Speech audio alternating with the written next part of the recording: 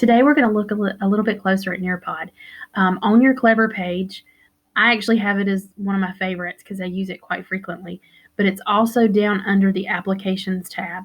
When you click on it, it'll take you directly to that resource. The students also have one that says Nearpod for Students, which allows them to go to their Clever page and go directly to Nearpod where they could enter a code that you provide them for a lesson. So it makes it really easy for them to gain access, but you can also do it through Google Classroom as well.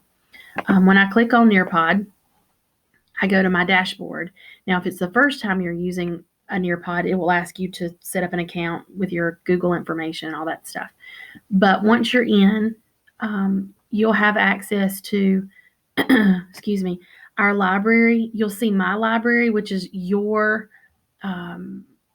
Nearpod lessons that you've created, but also ones that you've accessed. Now, if you're using the free account, when you go to search the Nearpod lesson library, you'll see prices on things, but our county has paid for a set number of premium accounts. So if this is something that you like and want to use in your classroom, we do have some of those accounts available. Just let me know, and I'll be glad to help you set that up. Where you can get access to all of the information for free. When you choose a lesson or you browse, you can either select standards, so you can look by Common Core, you can look by subject, you can look by grade level, or you can look by resource type because there's all different kinds of things available. You can also look at sections of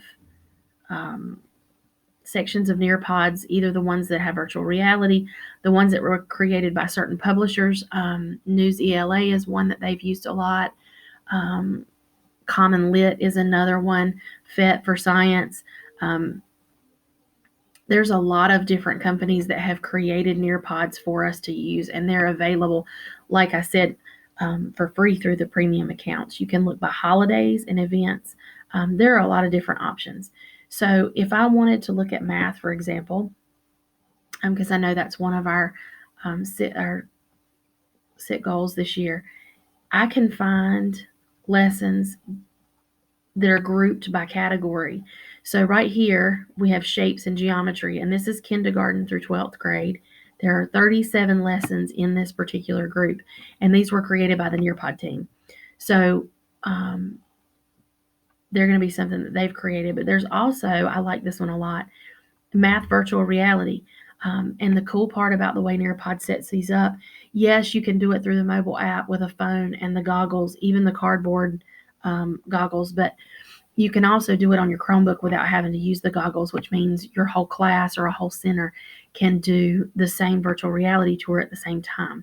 So that's one we're going to focus on today because I think it's a neat opportunity, especially when we don't often think of virtual reality tours with math. So let's go over to kindergarten through second grade. There's 2 lessons. There's 10 for upper grade levels, and you can see that they're in all ranges. But we're going to start here. Now this one, shapes and patterns, geometry, is everywhere.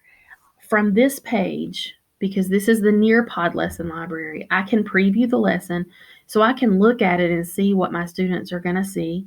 And I can also share it, I believe, if I wanted to share it with someone else at this point.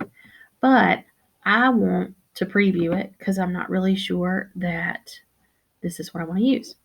So when I preview it, I can click through the slides and you'll see all this stuff right here. Now, if this were a new lesson, you can see it already says show in my library. It'll give you the option right here to add it to your library so that you can have access to provide it for your students, but you can also edit it, which is really nice because sometimes, especially when they do on groups like K-2, there might be some slides that aren't quite ready, kindergartners aren't ready for, so you wouldn't want to show them those, so you can take them out. So I can go to my library. Let me go back. In my library, here's the one that Nearpod created, and I've made a copy of it. And all you do to make a copy of it is click edit, and it gives you the option to make a duplicate lesson. And I did that so that I could take slides out but not modify my original one. So I have it in case I need it, for a different lesson. So when I come to the edit portion, I can go in and take out any of these slides that I want to. I've already previewed this particular lesson, but I know that I want them to see shapes in real life, but I don't want them to see symmetry because that's a little bit advanced for where we are. So I can click on that slide and then I can come up and delete it. It gives me the warning, but I'm able to delete these slides that I don't want my students to see because we're not ready for that yet. So we're going to delete out some of these slides. And there's several more, but you kind of get the idea. And then I can save and exit, and then all of those would be gone.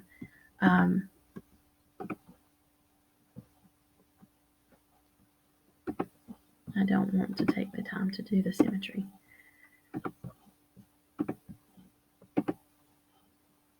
Now the quiz could be really important. I might want to do part of it, but I might also want to edit some of the questions because maybe they also have questions about symmetry and I need to get rid of those because we're not going to talk about symmetry at this point. But I can change my questions. I can go in and change the quiz if I want to. The other thing that I really like is when I click on the slide, obviously my students aren't quite ready in kindergarten to read these words.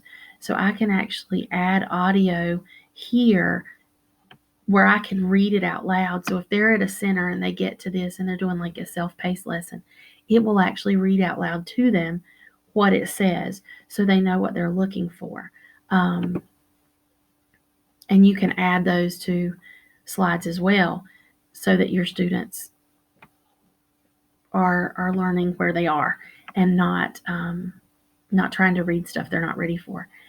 So once I finish editing my Nearpod, I can save and exit, and I go back to my library, and then I can decide if I want to do this as a live lesson where I stand up and present it to my students, or if I want to do it as a student-paced lesson like in a center where the students will have the code. Maybe in Google Classroom they'll have a link and they can click on it and work their way through the slides. That's where that read aloud option becomes really important for my students who may not be able to read those words.